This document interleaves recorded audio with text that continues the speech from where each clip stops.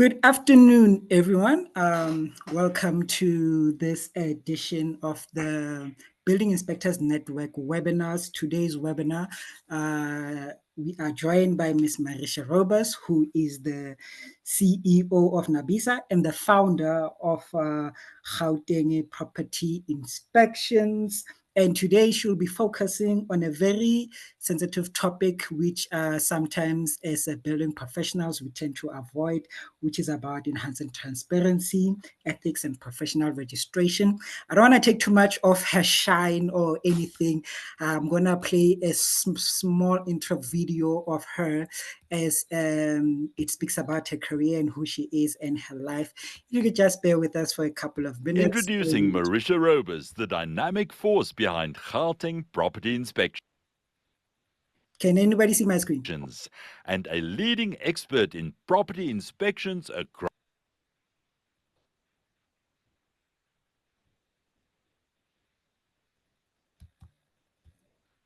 Okay.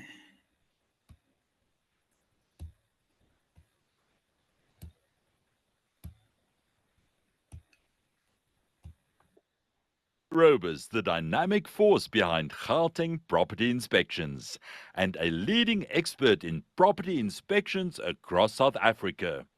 With her extensive experience in construction and inspections, Marisia has saved her clients hundreds of thousands of rands, making her an invaluable ally in the property market. Marisia is a NABISA Master Certified Inspector and an Executive Director of NABISA. She helped develop the National Building Inspector Qualification Curriculum and is an ITC certified roof inspector and asbestos inspector.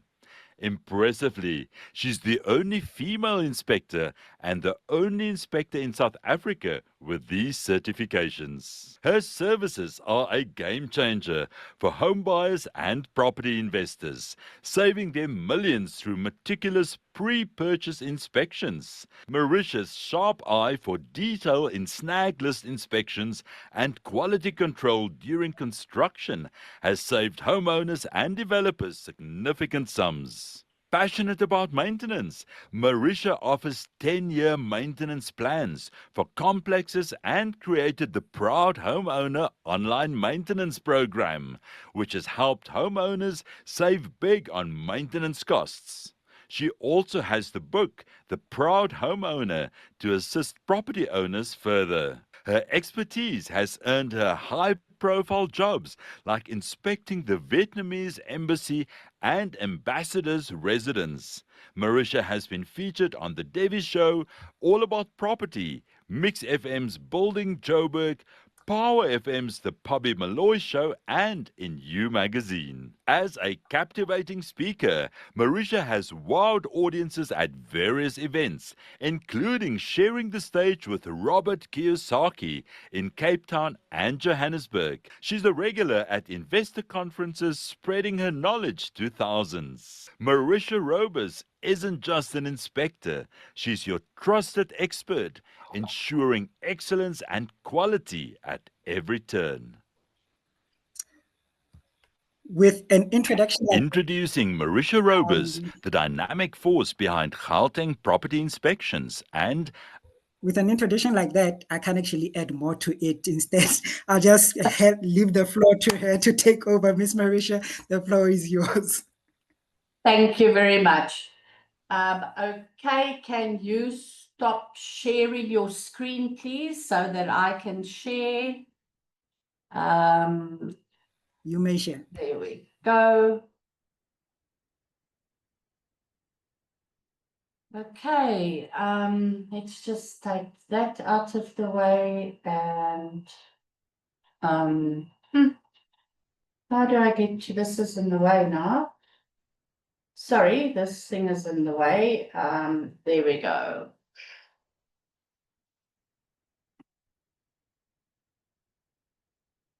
Okay, can everybody see my screen? Yes, we can. Okay, perfect. So I want to talk about transparency and ethics in the inspection environment.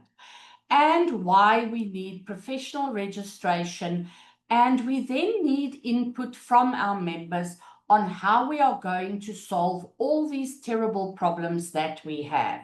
We have major issues and we need to solve them. Now, in my opinion, we have an illusion of compliance. My client received this occupancy certificate from the Madibeng Town Council, but there were so many issues wrong in the house.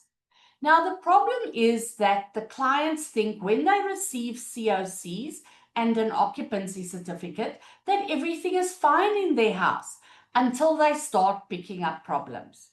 Now, in this case, on the building plans, they had specified that a solar geyser had to be installed. Now, as our inspector members know, that when a new house is built, you need to have 50% of the hot water must come from a source other than electricity. So normally they put a solar geyser in or a heat pump, or they do gas geysers. Very clearly detailed on the approved building plans, but this is what I found. A geyser without a geyser blanket as specified, and no solar panels in sight. There was also no insulation on the roof, which is another problem. Now, the electrician and the plumber issue their COCs in terms of the electrical installation and the plumbing installation, but nobody issues a COC whether the energy efficiency has been done correctly, whether insulation has been installed. And that is where, in my opinion, the inspectors from the town council keep on dropping the ball. So every property has its COCs and its occupancy certificates, and we still find dangerous buildings and buildings that are not done correctly. Why? Because on paper, everything is compliant, but not in actual fact. Let's have a look at that exact same house. These folding sliding doors did not have safety glass. None of the doors in the house which had glass had safety glass. The bathroom windows did not have safety glass, and all the windows lower than 500 millimeters from the ground did not have safety glass. Now, regulations are very clear. All doors, all side lights, windows lower than 500 millimeter, and all glass in bathroom windows, if the window is within 1.8 meters of a bath or a shower, must be safety glass. Yet the COC was issued. In that same house, this was the front door and the windows as you walk towards the house. Those windows were on the ground and not safety glass. This was the walkway from the lounge area to the bedrooms, no safety glass. But the other problem was that these were huge windows. Each frame was about 1.2 meters wide, and the frames were not the correct size. These windows were so flimsy. When you opened the sash, the window frame went like this. A huge, huge safety risk. Yet, a COC was issued. So luckily, my client contacted AMSA. They came and did an inspection. They gave the glazing company a month to fix everything. Otherwise, they would deregister them. The plumbing on that house was another issue. So the plumber issued his COC, and there were problems. I then asked, who are you registered with? Are you registered with IOPSA or with the Plumbing Institute, PIRB? No, he said he's not, but we can use this plumber as this plumber's number. Then he gives us another plumber with another registration number. I said, okay, same question. No, but now we can use this plumber's registration number. So the plumber that actually did the work wasn't registered with anybody. And the way he worked, in my opinion, he was not a qualified plumber. One of the major issues that I find in almost every single house that I do a snag inspection on is that the plumbers use concertina pipes behind the toilets. This is not allowed. The law is very, very clear about that. And when you tell the plumbers like that, they say, oh, and the reason they use concertina pipes is because they are not skilled enough to actually use the solid pipes. This is a big problem. So we have a culture of tick the box and move on. And unless we fix the foundation and the ethics in the industry, and we have proper registration of building inspectors and a qualification, we'll keep on having these issues. So let's look at the system and how it works, or rather how it doesn't work. The NHBRC handles residential newly builds, okay? Municipalities issue occupancy certificates. And then we have COCs issued by plumbers, electricians, glazing, gas, whatever. More often than not, those COCs are not valid. They issue them wrong, and the town council says, give me all the certificates, and they issue an occupancy certificate. So in cases where there are no COCs, for instance, the balustrades, the insulation, the energy efficiency requirements, who is supposed to check that? My opinion, the building inspector from the town council must check that. And he should check the house and say, how is this glazing certificate issued if the glass is not safety glass? And he should decline to issue the occupancy certificate. So we have a web of paperwork and we have no compliance. Now, the NHBRC, they are supposed to enroll all new houses, and they are supposed to do 5 inspections during construction. This doesn't happen. I did snag list inspections of a complex in 4 ways, and we had major problems. There were about 275 units, and the first 150 units had already been constructed, finished, everything done, before the NHBRC realized, hey, there's a complex going up here. When are we doing inspections? And when the contractor wanted to start with transfers, the bank said, where's the NHBRC certificate? And there was none. The next problem came that occupancy certificates were issued in 2021 and 2022. But they started selling these units in about 2023 and after that. Now the clients have a problem. They move in, they have all of these things that are wrong. They send it to the builder says, go away. They report him to the NHBRC, and the NHBRC says, we can do nothing because the law states that you must give the builder a snag list within 3 months of issuing of the occupancy certificate, not 3 months of occupation. Then you get a 1-year roof leak guarantee again from when the occupancy certificate was issued. So the clients there had no leg to stand on. When we asked the NHBRC, please provide us with the inspections that you did and what did you find wrong when you did the inspections, we then realized that 150 of the units had been built before the NHBRC even was made aware of it. So the clients had to go the legal route. Now let me show you some of the things that I find when I do snag list inspections. How do you like this geyser installation? So coming from the geyser tray, the plumber made a P-trap. Don't know why, at least he has a inspection eye there. Then the pipe goes up and then only does it go out the wall. So the clients had water leaking on the roof. I climbed into the ceiling and this is what I found. So no wonder, because when the geyser dripped, there was nowhere for the water to go. The next one was just as good. Look at this. How must gravity-fed water travel for 45 degrees uphill? Impossible. Yet, a plumbing certificate was issued. Luckily, in this case, the body corporate put pressure on the developer, and the developer was very cross with me because he's told me that it cost him 1.5 million to rectify the installation of all the geysers. And I had now deregistered his plumber, so he had to find another plumber.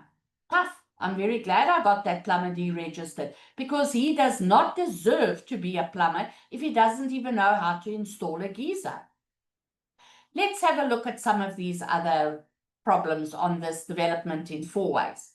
This is what the roofs looked like. Now, the problem here, okay, there are a few problems. First of all, the developer didn't like the black roof tiles. He said they weren't dark enough. So he insisted that the roof truss company, who installed the roof trusses and the roof tiles, install light grey roof tiles and then paint them black. So the paint didn't last. The paint came off within 18 months. By the time some of the clients moved into the houses for the first time, those roofs looked like this. The mortar had fallen out between the ridge and the hips, and it was a total disaster with major roof leaks. In those roofs, I found a lot of geyser trays that were never even connected. Look at this in the roof. You can see how the water was leaking on the under tile underlay. And here, this big bag hanging here was all the mortar which had fallen out between the ridge and the hip tiles. And eventually, when there was a heavy storm, the water seeped through there, causing major roof leaks. And then the damp in those properties was unbelievable. I have never seen such bad damp damage in my life. And the reason for that? The developer did not build correctly. Now, this is one of my biggest fights with the builders. The NHBRC regulations is very clear. Plaster shall be discontinuous across the line of the damp-proof course. A butt joint, movement joint, or at the interface between masonry and concrete elements. The plaster shall be cut back to the substrate with a steel trowel to form a V joint, as per drawing whatever, the drawing's on the next page. And then the SANS 10400 is also very clear about the joint to DPC level. But I have yet to find a builder who actually builds this correctly. This drawing is out of the NHBRC manual. So it clearly says that the DPC must project 10 millimeters outside the plaster. Joint must be onto the bricks. So when you tell the builders this, they say, no, but the clients don't like that. I had a case on Friday again. So when I said to my clients, why did you tell the builder you didn't want the joint to DPC level? They said, we don't know what you're talking about. So the builders don't know how to build, and then they blame it on the client. The same with the architects. Now, in the olden days, a long, long time ago, they used to build face brick plinths. In other words, the section under the DPC was face brick, and you never had rising damp issues like we have now. This is one of the biggest issues and one of my biggest fights with the NHBRC inspectors as well as the town council inspectors. And I have now proposed to the NHBRC that with the 5-year structural guarantee, the builders must give consumers a 5-year rising damp guarantee. As soon as they have to give a 5-year rising damp guarantee, they will start building properly. Now, I think professional snag list inspections is the way to go. And I'm working behind the scenes to get that written into the law so that when you build a new house, a professional snag list inspection must be done and it must be handed to the bank before the final payment can be made. Then we will not have all of this nonsense. But now the problem is Who guards the guardians? Okay, so you've got the plumbers issuing COCs, but they're not doing the work correctly. The builders don't check if the plumbers have done the work correctly because they don't know the national building regulations. And then the town council just takes the plumbing certificate. They don't check if the plumber is registered or whatever, and they just issue occupancy certificates. So that is why we need strong governing bodies for all of these trades. If anybody issues a COC, there should be a strong governing body that can take them on, like ANSA with the glazing. They are phenomenal. So we have the NHBRC, we have the PPRA, and then we have all of the town councils around the country issuing their occupancy certificates. But nobody checks up on them. Everybody is responsible for their little part, but nobody is accountable. And that is a problem that we have to solve. If anybody has got some ideas of how we can solve it, please let me know and come and work with me so that we can solve these problems. Now, when they brought in the new PPRA law and said mandatory disclosure forms are required when you sell a house, everybody thought that a lot of problems will be solved. Well, let me tell you, I find that 99% of mandatory disclosure forms are completed incorrectly. And when I do training with estate agents, I tell them very clearly, if a seller signs a mandatory disclosure form for you and they say there is no damp damage, you tell them I say they're lying. Because I promise you, in the last 7 years, I have found one house that didn't have damp problems. The builders don't build properly. There is damp in every single house. Let's have a look at a case study. I did this inspection for a property investor client of mine who was buying this property in Pretoria for student accommodation. This estate agent separated the mandatory disclosure form, and on the first page there were 6 items that were declared wrong. For instance, the third one from the bottom says, is there any damp? He said no. Next one, are there any roof leaks or defects? He said no, there were roof leaks. And on the next page, there were 3.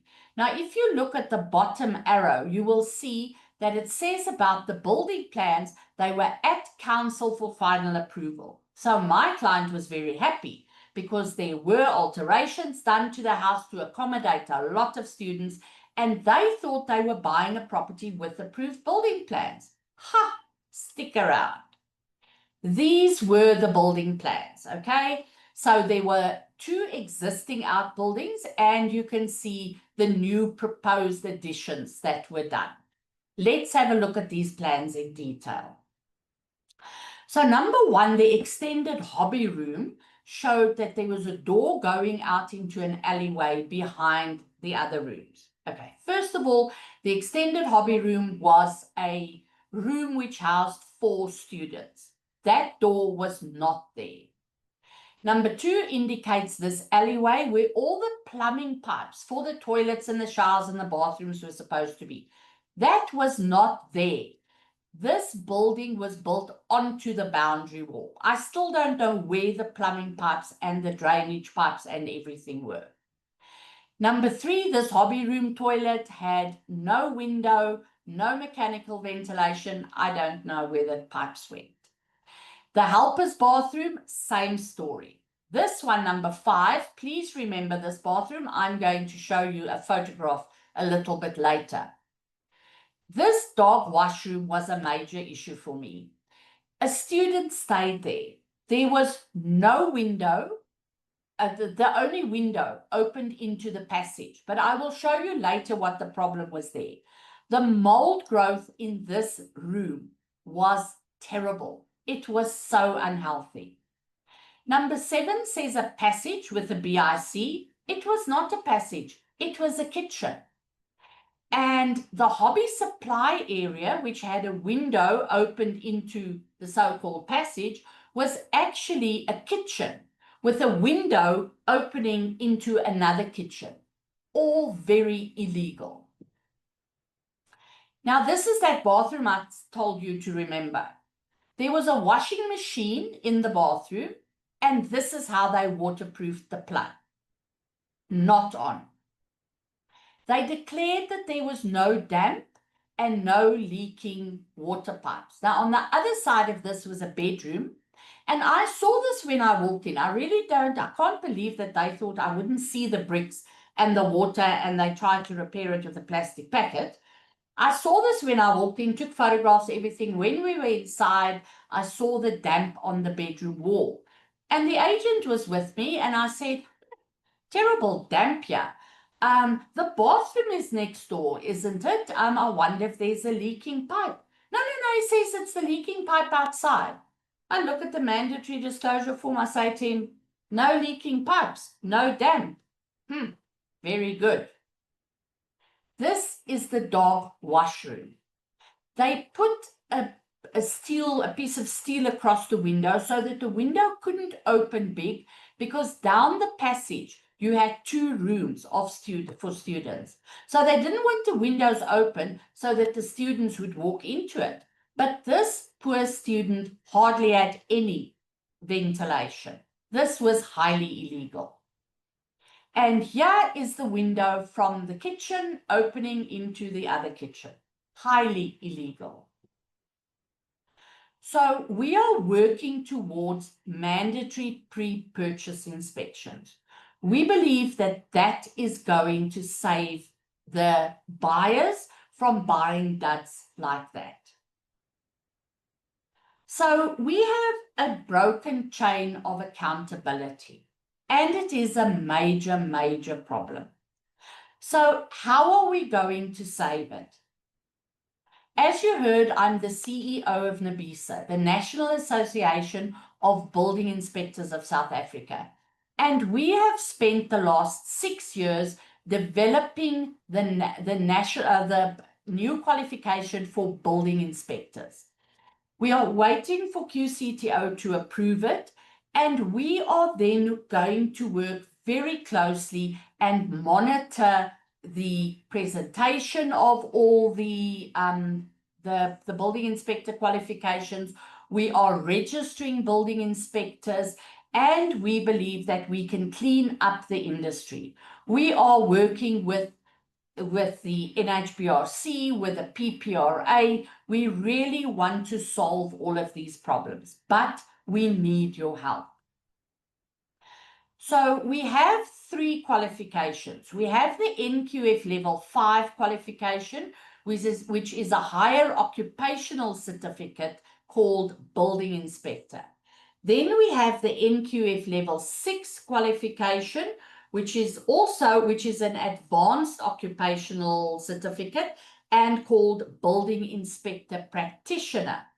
And then the NQF level 7-1 is an advanced occupational diploma called building engineering inspector. So we are waiting for QCTO to finally approve it, and then it will be presented by a few training academies. I have also started a training academy because I'm very passionate about training building inspectors properly. I need to make sure that the inspectors know their national building regulations, that when they get onto site, they can say, this is wrong, this is why it is wrong.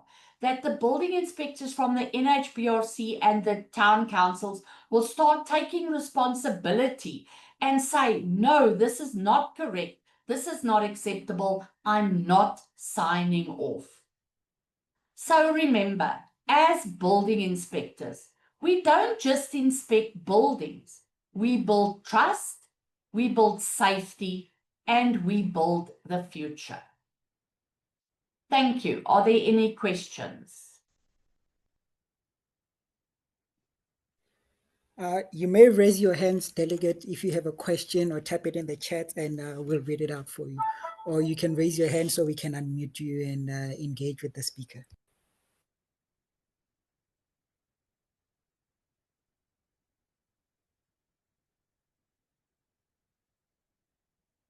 I see there in the chat.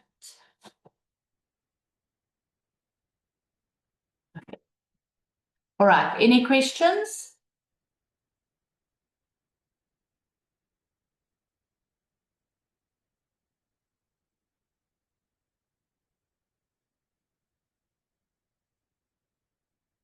Okay, we have a hand up. Jonathan, you may talk. Jonathan? Hi, thanks, Marisa, for the very informative and well, informative talk. I just wanted to know, have you engaged the CBE, Council for Built Environment? I think that should also be pretty important as well in terms of getting the inspector's course online. Yeah, I know you're engaging with the PPRE, but there's also the property valuers, engineers there as well, and the CBE might be beneficial. Thank you. I've not engaged with the CBE. I will engage with them. Thank you very much.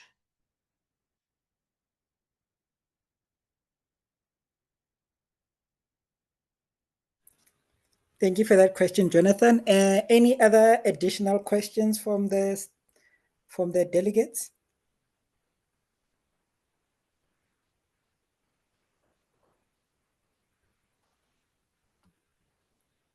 Well, I take it by the silence that everybody is happy with what they've heard, and they are going to practice the teachings of a legend in the industry.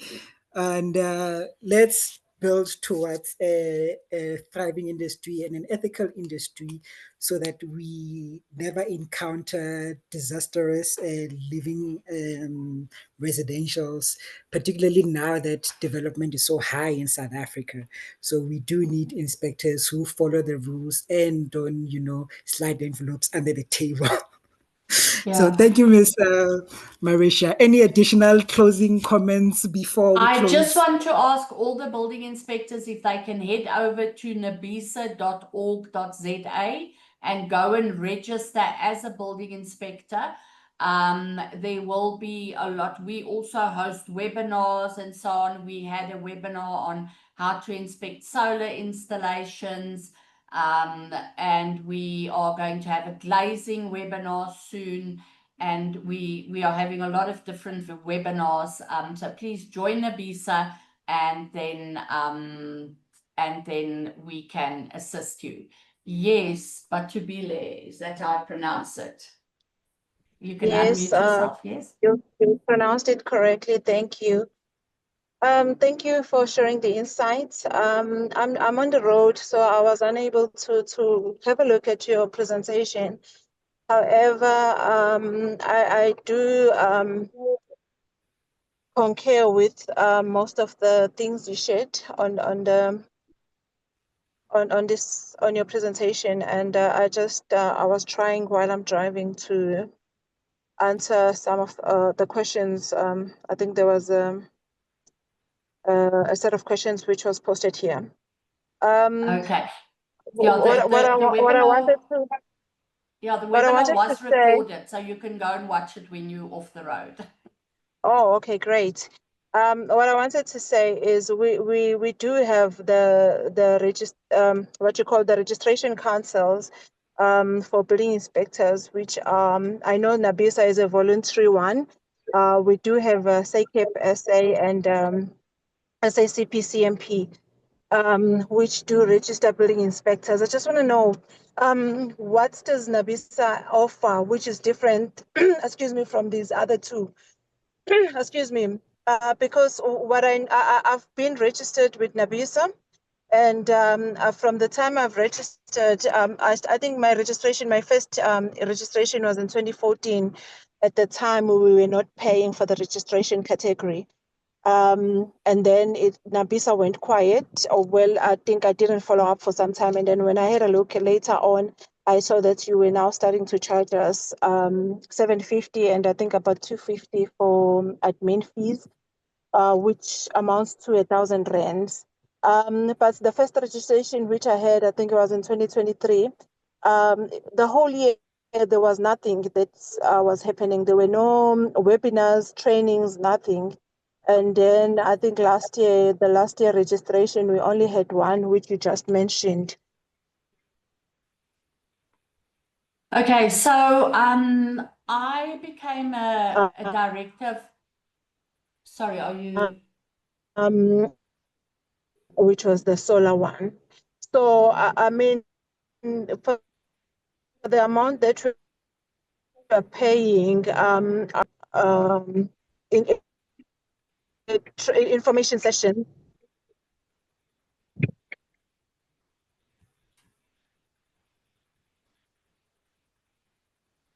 Okay, but Billy, it seems like your connection is not so good.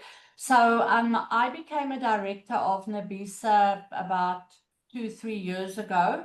And yes, NABISA wasn't doing anything. And I then, have been making a lot of waves. And then when I took over as CEO, I have been, actively trying to get webinars. We did one through the ITC with the new fire regulations for roof trusses. We did the solar one, and then we did I can't remember what the other one was.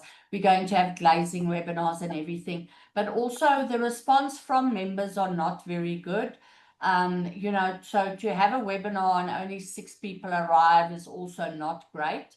But we are working towards it. So the minute we have a professional building inspector qualification, we will be cleaning up the industry, and we will be encouraging people to actually get qualified, register, because the problem is that with the home inspectors, people who do pre-purchase inspectors and inspections and things like that, they are not qualified and they can't register with SACP CMP.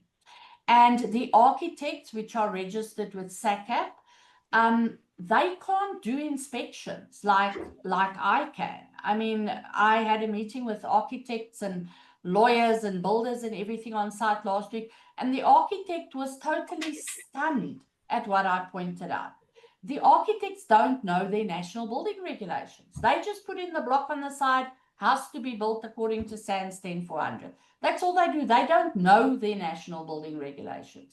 So if an architect wants to register as a building inspector, they're going to have to do the course. They're going to have to do the work. Okay, seems like we lost her there. I shall engage with her.